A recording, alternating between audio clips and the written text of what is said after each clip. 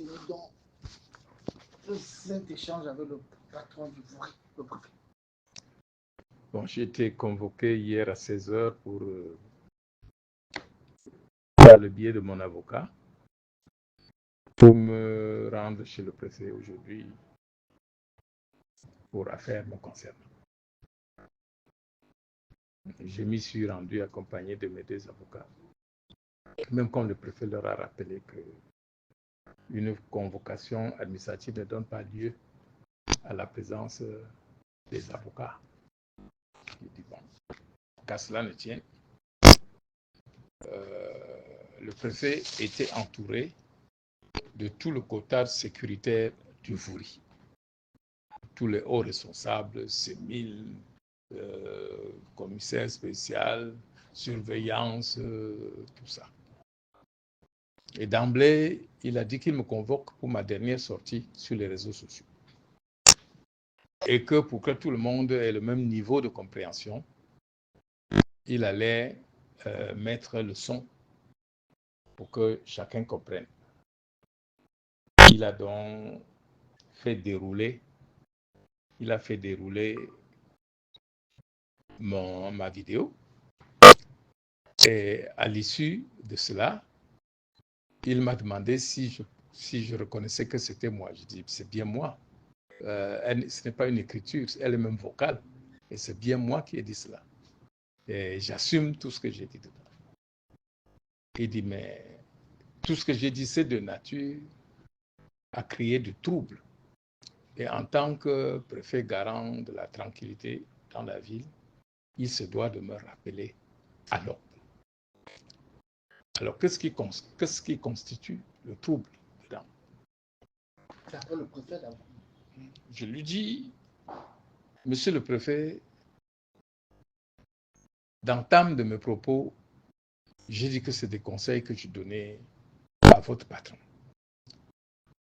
Et je crois que, humblement, vous aussi, vous tous qui êtes là, vous auriez dû lui écrire, même par note d'information, pour lui dire que les actes qu'il pose, ces déclarations sont de nature à troubler l'ordre public. Donc, ce que j'ai dit est la conséquence de ce que votre patron a dit plusieurs fois avec mépris. Il dit non, vous avez dit le ministre est protégé par son statut de ministre, vous ne pouvez pas porter atteinte à son honorabilité. Je dis non. Ce que je reproche au ministre, il ne l'a pas fait dans le cadre de ses attributions de ministre de l'AT.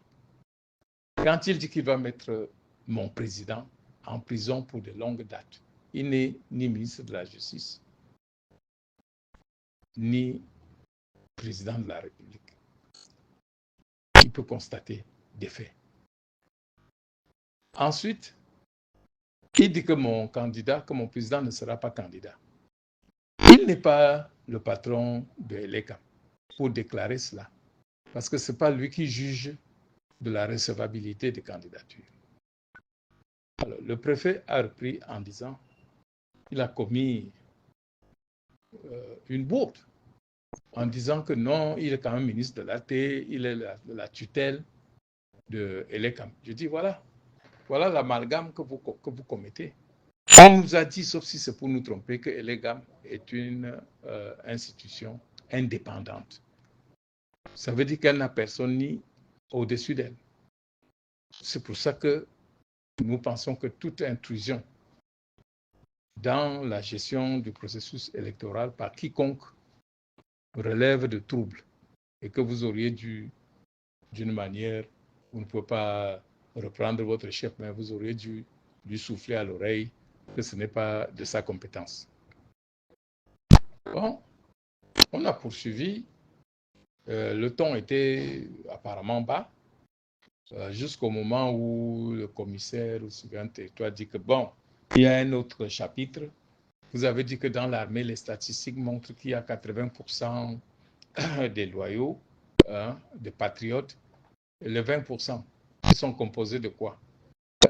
Qui a fait ces statistiques? Je dis non. Il ne faut pas entendre ce que j'ai dit. il faut déjà comprendre pourquoi j'ai dit cela.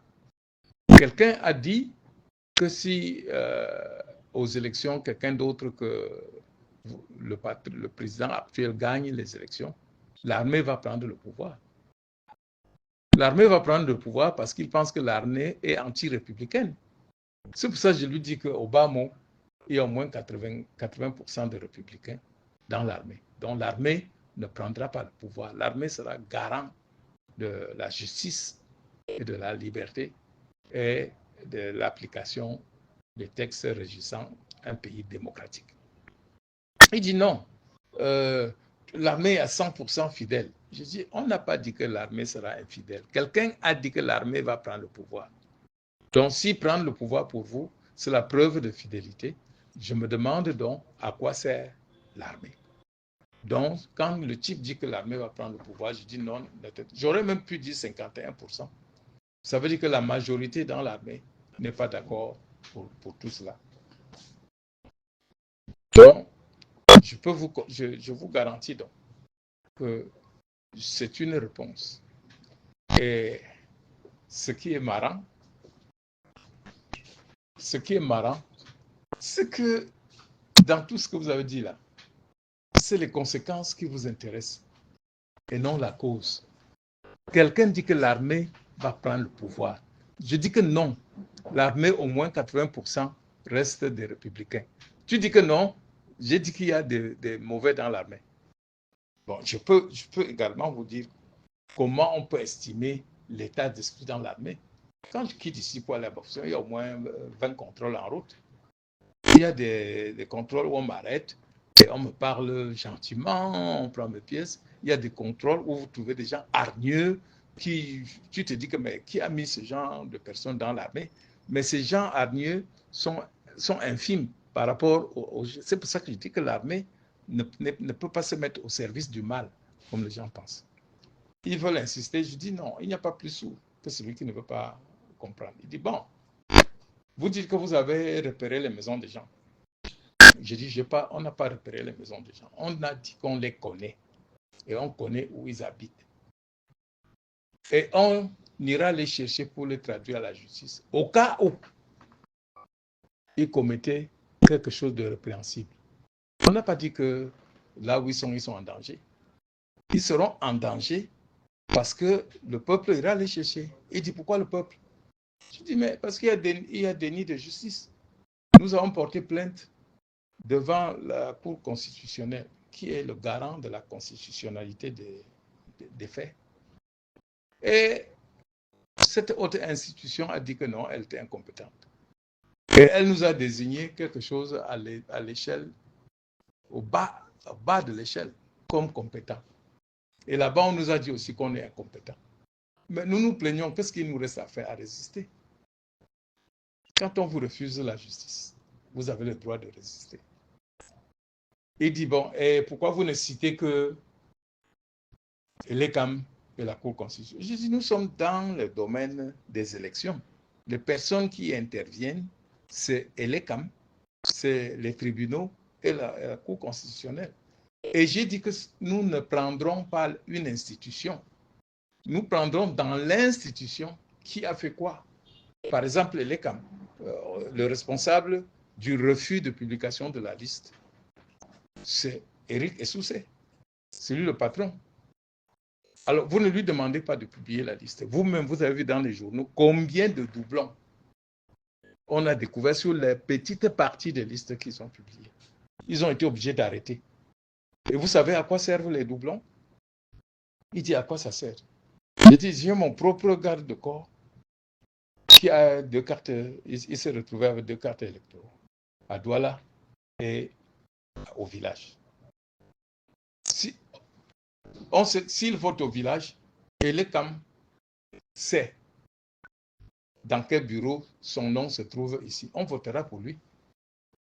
Au profit de qui, on ne sait pas. C'est pour ça qu'on dit, mettez la liste pour qu'ensemble, si nous voulons que les choses soient transparentes. Et le même commissaire, on dit surveillant de territoire, très hargneux, il me dit, quand Kanto a dit qu'il va brûler la République, et tout le monde va brûler avec. J'ai dit non. Je ne crois pas que votre rôle soit de déformer les propos. Camton a dit que vous avez l'allumette et la mèche. Et que si vous brûlez la République, nous allons y brûler tous. Si vous brûlez la République, Camton n'a jamais dit qu'il va brûler la République. Parce que notre devise, c'est le changement dans la paix et par les urnes. Nous, on n'a jamais dit ça. Il dit qu'il fallait le reprendre. Je dis le reprendre pourquoi? Pourquoi vous ne voyez que ce qu'il a dit? Chaque fois qu'il parle, c'est en réponse à votre patron, qui se prend pour ce qu'il n'est pas. Changer. Changer. Je dis, mais quand quelqu'un sort de son rôle, vous voulez que je dise que quoi? Il se prend pour ce qu'il n'est pas. Donc, à la sortie, il me dit, OK, pour conclure, je vous dis que cette fois-ci, je vous ai convoqué. La prochaine fois, ça ne sera pas comme ça. Je lui dis, non, ne me menacez pas. Vous m'avez convoqué, je suis venu gentiment parce que vous m'avez envoyé une convocation à 16h hier. Et aujourd'hui, à 11h, je suis devant vous. C'est le respect des institutions. Parce que demain, si nous aussi on arrive aux affaires, nous exigerons qu'on respecte les institutions, à condition que les institutions se respectent. Donc, vous ne pouvez pas me menacer. Vous dites la deuxième fois, vous ferez quoi? Vous allez m'arrêter?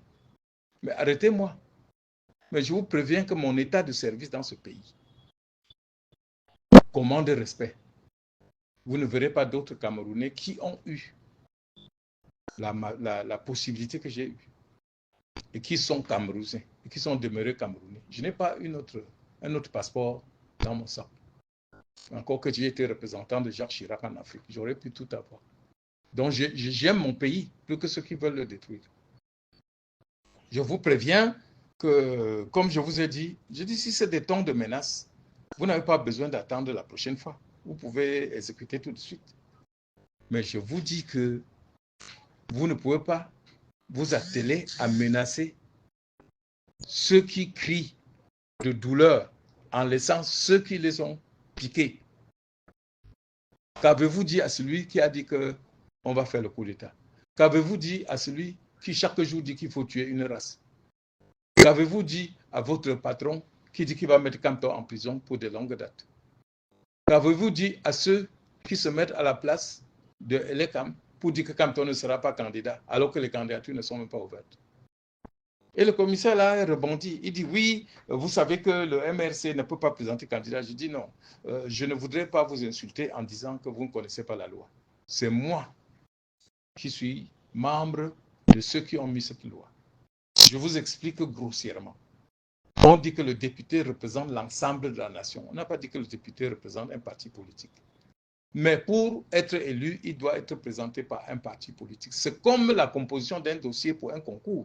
On dit faut telle chose, telle chose, telle chose. Mais dès que tu passes le concours, tu occupes la fonction pour laquelle tu as passé le concours.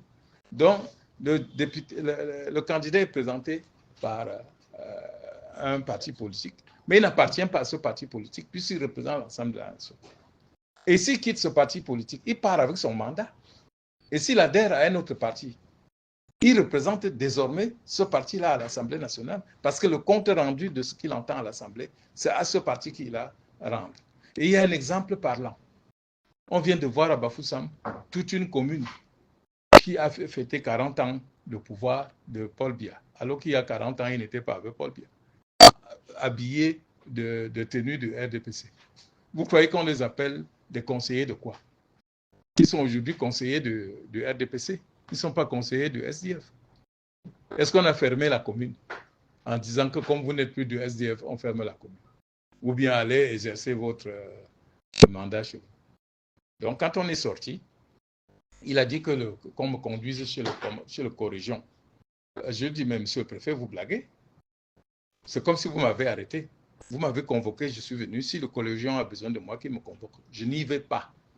Il a dit, vous allez y aller. Je dis, ben, vous allez amener mon cadavre là-bas. Bon, le colonel, le lieutenant-colonel, commandant de la région, qui est monsieur très, très compréhensible, a dit que bon. J'ai dit, je viendrai demain de mon propre gré. Je viendrai à votre bureau et on ira le voir. D'abord, le collégion, c'est quelqu'un, c'est un militaire responsable, donc il n'y a pas de problème. Mais je ne vais pas maintenant. Ne donnez pas l'impression aux gens dehors que vous m'avez arrêté pour amener quelqu'un. Voilà sur quoi on s'est arrêté.